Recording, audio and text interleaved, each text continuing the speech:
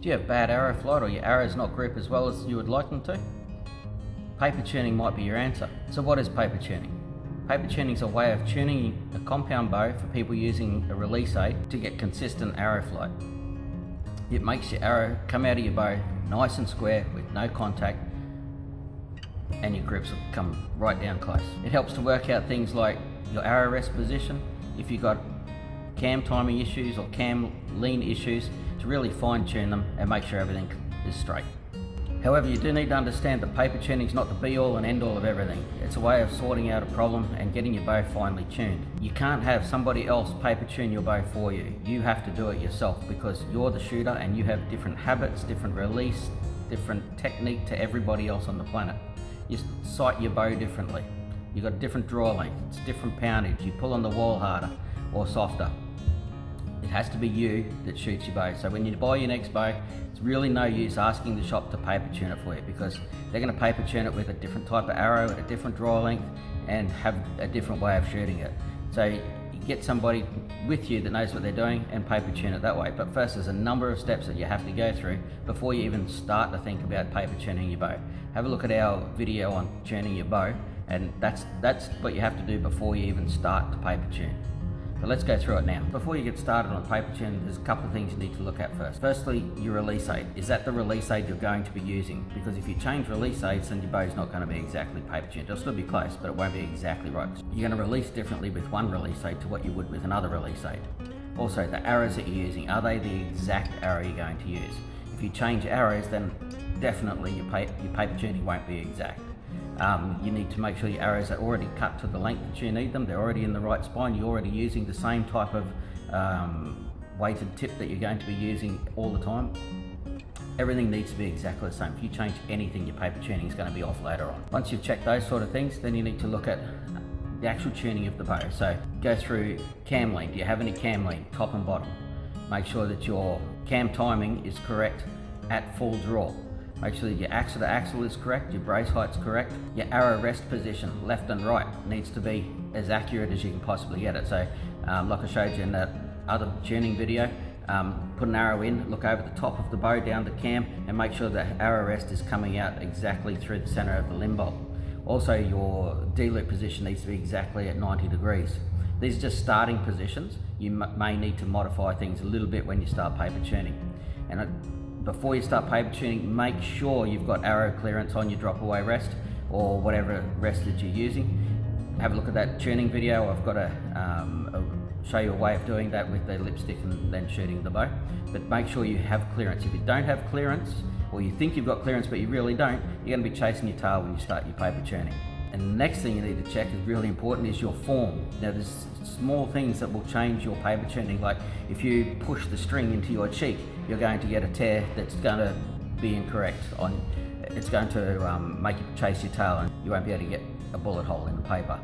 Your form is extremely important. You can't be gripping the bow too tight. You've got to have a nice and loose grip on it. The bow grip itself needs to come down to the center of your hand there, where that line is in your hand, with equal pressure top and bottom. Don't heel it or put pressure on one part of the handle or the other. Everything has to be absolutely perfect, and when you at full draw, you need to be pulling on the wall. So all of these things will affect your paper tuning. So you need to have really good form, and the bow has to be tuned up to the best of your ability before you start. Okay, and once you start, it's going to make things so much easier, because it'll just be minor adjustments then on your paper tuning, and we'll have a look at that in a minute.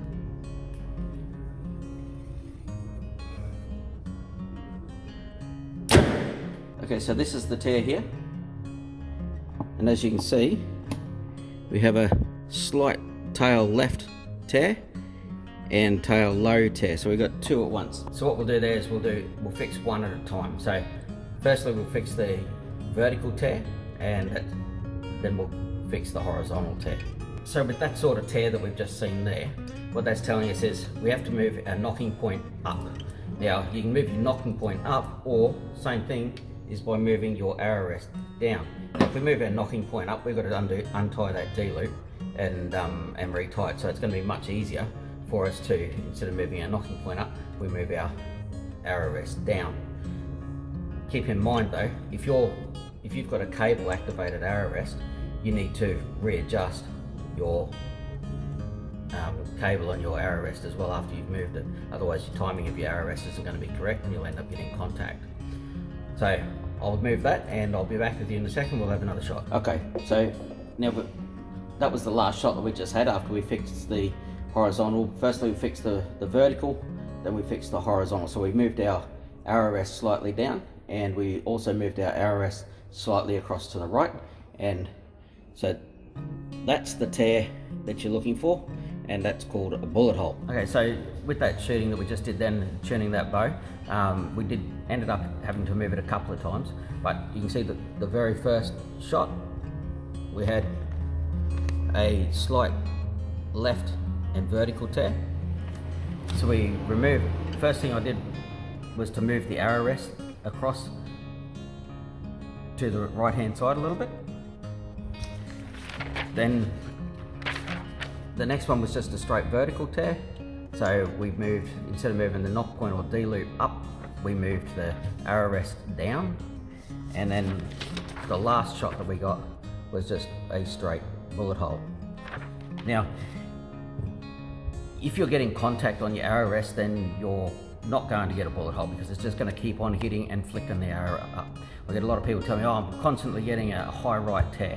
Well, if you're constantly getting a high right tear and you've moved your arrow rest all the way across to the left and you can't stop getting that tear, then something else is wrong. You got to look at something else. It could be things like, firstly, contact. Secondly, is the string pushed right into your cheek on your face?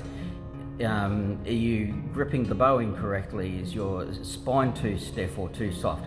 There's things that are different. Just because you're moving your arrow rest doesn't mean that you're paper tuning the bow properly. You can you have to look at other areas. If what you're doing isn't changing anything, then you have to look at other things. Now, I've got a sheet of paper here that you can just download straight off the internet. It tells you all different scenarios that might happen with your paper tuning. So if you just search go to Google, search paper tuning sheet or something like that, and then go to pictures. So there'll be plenty of these. Otherwise you can download one off our website as well. If you have any hassles, just send me a comment and I'll get one to you. So if you paper tuned your bow, you've got everything working properly and you're getting a bullet hole, you should be able to get really nice groups at all distances. So as you've seen, it's not that hard to paper tune your bow. Just, you've got to do it yourself. Don't you get somebody else to do it. You've got to make sure everything else is correct first, that all the tuning of your bow is correct first before you even start. That's it for today. I hope this has been helpful. Please leave your comments down below. Make sure you subscribe to our YouTube channel because that'll help us to continue making more videos. Have a good day and we'll see you in the next one.